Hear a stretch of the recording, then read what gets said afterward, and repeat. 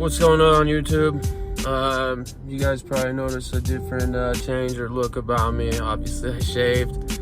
I'm not really digging it. I do enjoy having the facial hair.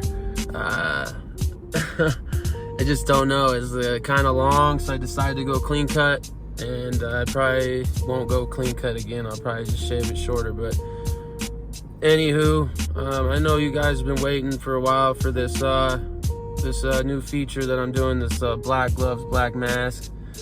Part one is the wrong place at the wrong time. So it's gonna be a series of stories based on some of the things that I went through when I was going through my addiction and all that. This story obviously takes place in Denver. I was a young buck. I was probably in my 20s. I was obviously had different warrants out for my arrest. I was on the run. You know, I had a person that I answered to, that I worked for, and I was a driver for this person. So that night I was instructed to drive a stolen Audi to North Denver. I was meeting some people at it's like an apartment complex out there. I was instructed to take somebody that I'd never taken with or knew with me. I didn't know this person. I thought, you know, he's loud, talked a lot, got on my nerves, but I had to take him. It was part of it. So we're cruising, right? And the whole point of this drive is to go, you know, drop off some shit. You guys are smart. You guys will figure that out. And this dude just does not shut the fuck up. Constantly talking, man. Constantly asking me questions. Constantly wanting to be in my business. Constantly asking me about family. And one of the things that, I don't know if you know, but like on at least one of the things I never did was you never divulge information, personal information about yourself, especially in regards to your family. You just don't. It's just the protection mechanism. So this dude's talking. We finally get to the spot. Now this dude's all shitted, right? Dude's all curled up, shitted, fucking, hey, I just want to get out the car. I just want to, maybe I'll go on a walk while you're in there. And I'm like, you're supposed to come in with me, bro. You're supposed to have my back. Yeah, I just, you know, it's, I don't like this area, blah, blah, blah. And he starts getting all, you know, crazy and shitty. And I'm like, you know, something's not right.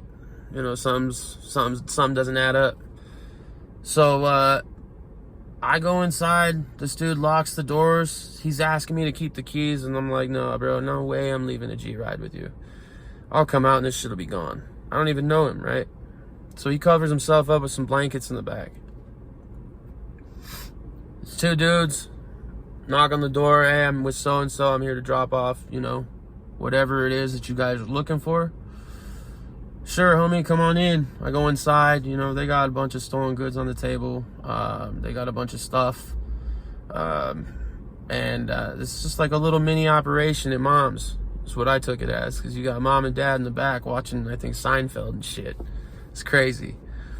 But, you know, I talked to these dudes, and they were like, yeah, we were talking to the homie, and they said that, you know, you boost cars. And I said, yeah, you know, sometimes. I try not to do it too much. Then they said, oh, you got one with you now? I'm like, yeah. I mean, we'll take it off your hands if you're interested. And I'm like, you know, y'all can come take a look at it. So they come downstairs with me. Mind you, this dude's in the car still, right?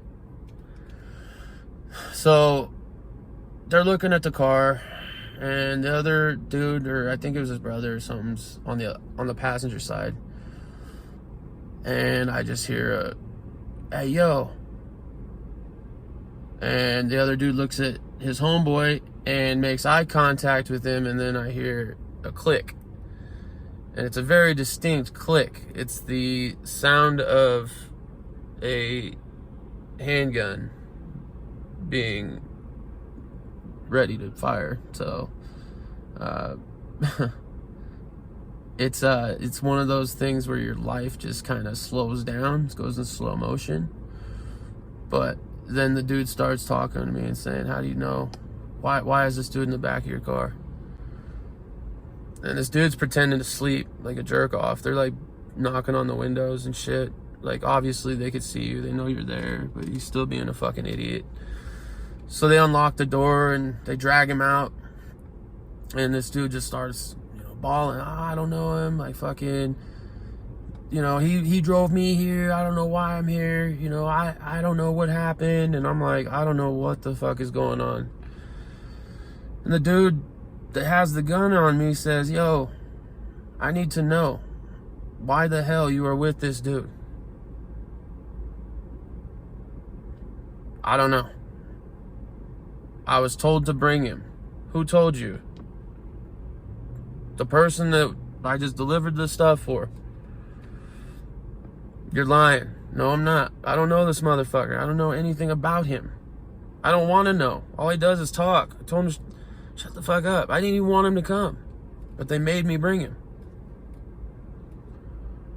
So he makes a phone call to the person that I'm, working with or whatever. And puts it on speaker. And the person, they're like, hey, what's going on? What's up with this fucking dude being with so-and-so? Well, I figured I owed you for that one thing. So this is me repaying that one thing because I know that he robbed you guys about 2 weeks ago. And he was trying to get into our crew.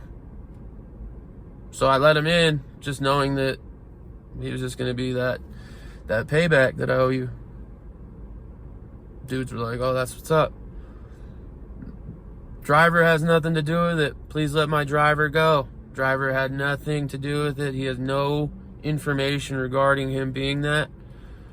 His mission was to just go, drop it off, show you guys, which he did, obviously. And now I need him to come back in one piece. Yeah, sure thing. They hang up the phone. Dude puts the gun down, turns me around, says, yo, homie, it's just business, right? Yeah, unfortunately, that's what it is. And the dude says, you were almost at the wrong place at the wrong time. And that shit always stuck in my head. Because it's true. I had no knowledge of it, nothing. And they ended up keeping that dude. That dude ended up, he was crying, pissing his pants. He was begging me not to leave. And I was like, nope, I got the keys, I'm out. It has nothing to do with me. I got in my car, took off. I don't know what happened. That to this day, I didn't ask questions. I can only imagine. Those were some pretty high rollers that we were meeting up with, and they were quite upset. I know the dude owed them a lot of money and hadn't come through yet, so it was something that they were looking to settle or get even on. So, I drove back, got back to where I needed to go, and then my night continued. And then there's several other things that continued to happen throughout the week, but we'll get into that. Like I said, it's going to be a whole series. I'm not going to divulge too much information on it, but it was crazy, and there you have it. That's the first part. Wrong place, wrong time. Please like and subscribe. Stories are going to get intense, and this whole series that I have going on might make history or something. I don't know. But yeah, check me out. I love you guys. Be easy.